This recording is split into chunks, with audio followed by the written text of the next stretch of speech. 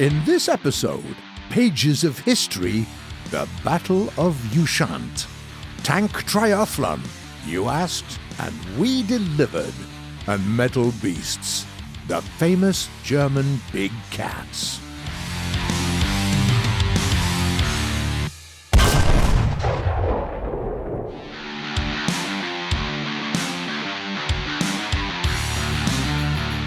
We're going to take a little break from speaking about machines that were added to the game with the latest patch, all in order to say a few words about the true German classics. Having heard that, some people might think of the likes of Johann Wolfgang von Goethe or Richard Wagner, but we all know what we're really talking about. The classic German tanks, the majestic Panzerkampfwagen, Panther Ausführung, or, to put it simply, Panthers. Obviously, it'll take not one but several episodes of the show to discuss the whole roster of Panthers in detail. So we decided to focus on one of the most popular and well-balanced vehicles of the family, the Panther A. Let's start with a few words about its armor. Its lower frontal plate is 60 mm thick, the upper frontal plate is 80 mm thick. Both come with slope angles of a bit more than 50 degrees, which means that the armor has an effective thickness of around 130 millimeters. The mantlet doesn't have the best design ever, but you still get around 100 millimeters of steel there. On the sides and in the rear, there are only 40 millimeters of armor. The rear side of the turret, as well as the turret cheeks, are protected by 45 millimeters of armor, and the commander's cupola is covered by 110 millimeters of armor. The crew consists of 5 people, 3 in the turret and 2 in the body of the tank. The transmission is located in the front and will serve as an additional layer of protection in the lower glacis area. In the rear, we see a 700 HP engine and our fuel tanks. Your main armament comes in the form of a good 75mm gun with decent elevation angles from -8 to +20 degrees. There is also a coaxial 7.92mm machine gun. When it comes to ammunition, you get a pretty good APC-BC shell that pierces up to 187mm of steel. It's too bad that it doesn't have that much explosive matter. And an APCR that can punch through 226mm of armor, and a conventional HE or HE round. The best part about this Panther, though, is its speed. This 45-ton tank can reach the speed of 55 kph. Amazing! It takes next to no time to turn around, only 7.4 seconds to reload its gun, and 15 seconds to make a full turn with a turret. Basically, the only time when it's slow is when it has to go in reverse, and then it's excruciatingly slow, 4 kph. Now, a few words about the closest variants of the Panther to give you a better understanding of this tank family on the whole, and also to make it clear why we chose this specific model. The first variant, Panther D, is objectively weaker on many fronts. It doesn't have access to APCRs, has a weaker engine, and its turret traverse speed is around 3 times slower. True, it was a breakthrough machine for German engineers IRL, but for WT players, it's just one more vehicle on their journey to the 4th rank. One would expect that with that logic, the next variants, G and F, should even be better versions of A. But, alas, people responsible for those projects eventually decided to develop the tank in a completely different way, by making it tougher.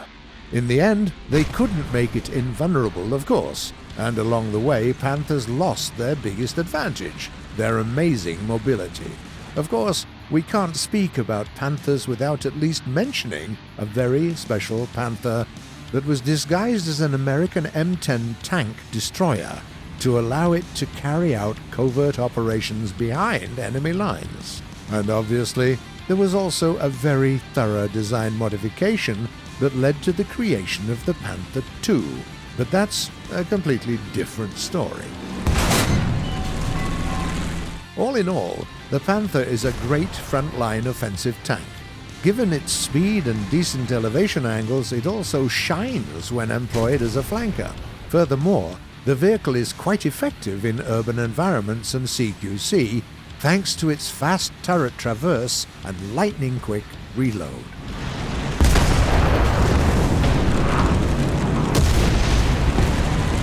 Just remember that your big size, weak sides, and extremely slow reverse allow very little room for error. Don't get too cocky, or you might find yourself in your hangar much quicker than anticipated.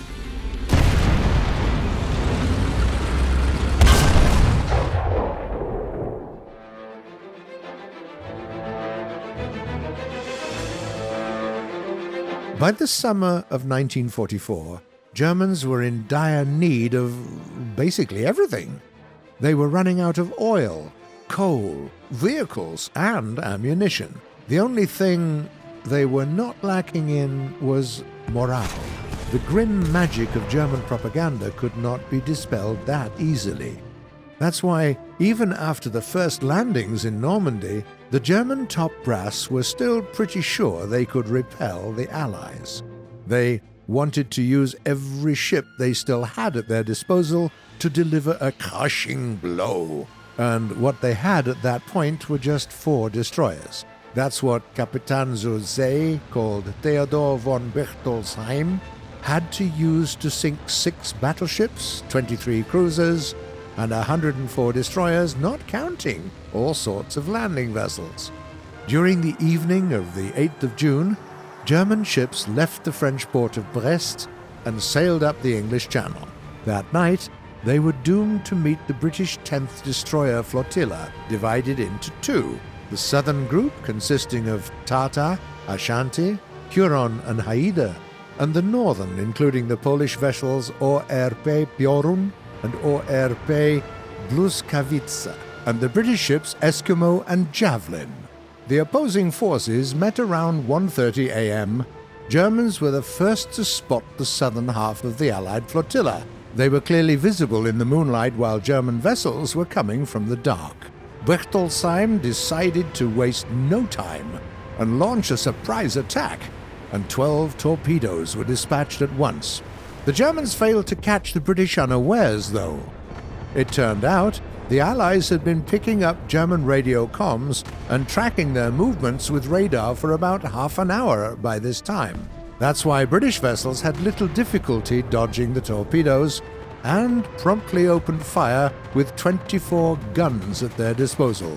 It was clear that the Germans had bigger calibers, 150mm, against 120mm. But the British guns didn't take as long to reload, and by the time the German ships managed to scratch HMS Tartar a bit, the British had already hit 3 German destroyers out of 4. The German line was broken. ZH-1 was crippled, Z-24 and T-24 were trying to disengage while being followed by both Haida and Huron, and the German flagship tried to flee while being pounded by both Tartar and Ashanti. Theodor von Berchtoldsheim almost managed to escape, only to run straight into the second half of the Allied flotilla. When the German captain saw Błyskawica and other enemy vessels in front of his ship, he launched another salvo of torpedoes, but they failed to connect. Understanding that there was no way to run, von Berchtoldsheim ordered the ship to be driven ashore. At this point, Ashanti, wrapped in the chase of the flagship, suddenly ran into another hostile destroyer. Turns out it was the ZH-1, the German ship still crippled by a hit to its engine room. Everyone forgot about her in the heat of the fight, but her crew wasn't ready to give up just yet. They immediately engaged Ashanti once again. It was a hopeless struggle. The British ship had an easy time hitting the almost static target, while Germans missed with yet another torpedo. Soon, ZH-1 started to sink. After 2:30, her captain gave the order to abandon ship. In the end, she was scuttled some 60 miles northwest of Ushant Island. That was the end of the battle that became a great example of a simple fact. No belief in one's own abilities or superiority, no bravery can win you a fight that's doomed from the start. Even the fiercest of dreams pale in the face of reality. That's just war.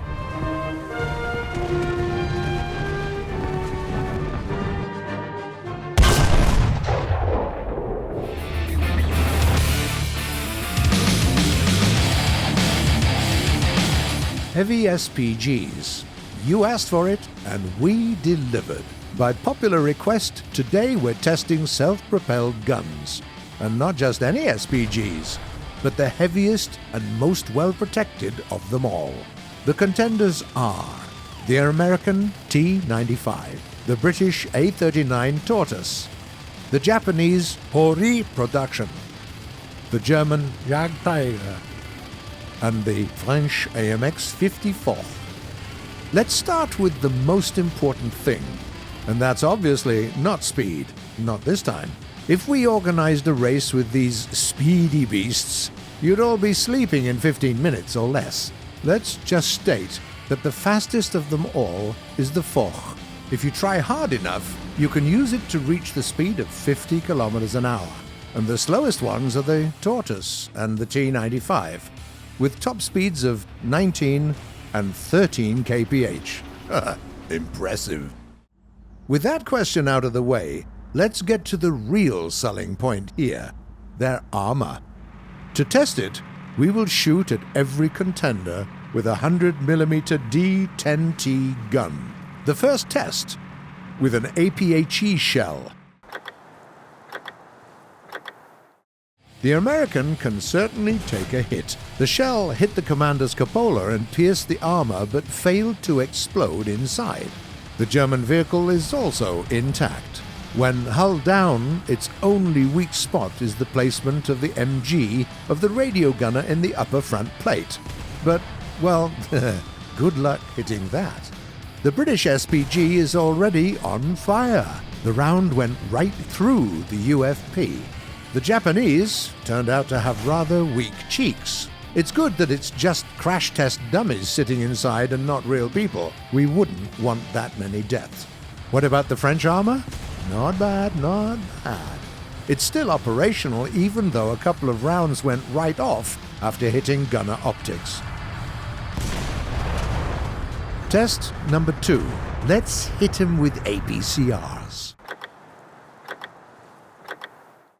It seems like the only SPG to shrug it off is the AMX-54. All the others, well... The T-95 can be penetrated when shooting at the mantlet above the gun and through the cheeks close to the mantlet. The British and the German contenders are hopeless.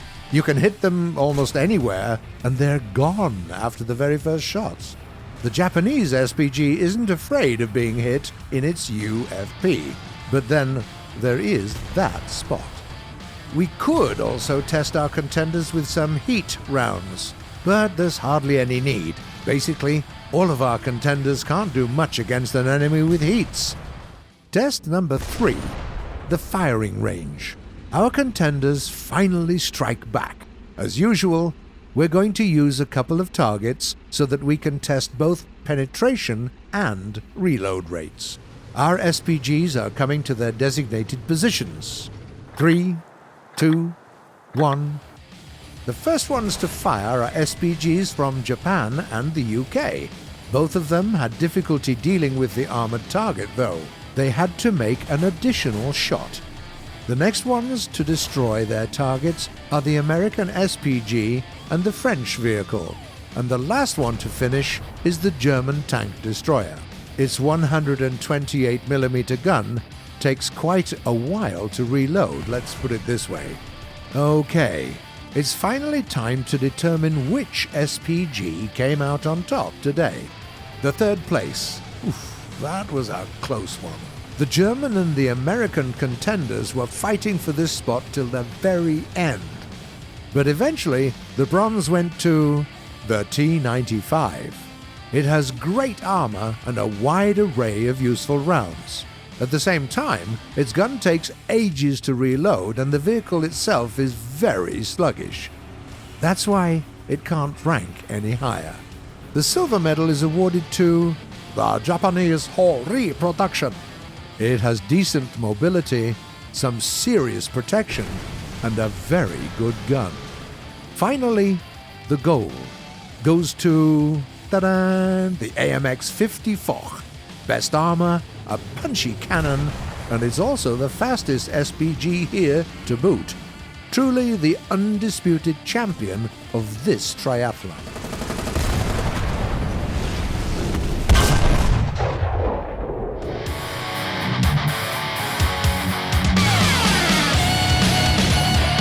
The first question comes from the user called JTRRS Sobriera.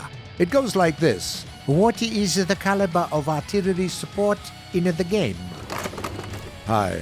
What's amazing is that there is already a good answer in the comments. Check out this message by Snipes. Update 24.12.2.16. The caliber of artillery support has been changed. Now all vehicles that are able to call in artillery support will be supported with 152mm shells. Yep, that's 100% correct. Anyone calling in artillery support will be supported with 152mm shells. Big thanks to both commenters. We're really grateful that there are players who are that knowledgeable when it comes to our patch notes, and who are ready to share their knowledge of gameplay mechanics with other people. You guys are great. Sugar Bear writes, love what you're doing, but when can I see a new War Thunder trailer? Just like the battle is on video. It still gives me the chills. Hi. We believe that it's best when every video of this sort comes as a surprise. Maybe our people at Gaijin Entertainment are still busy brainstorming ideas for new trailers. Or maybe one of them is being edited right now? Or even being uploaded to YouTube this very moment? Who knows?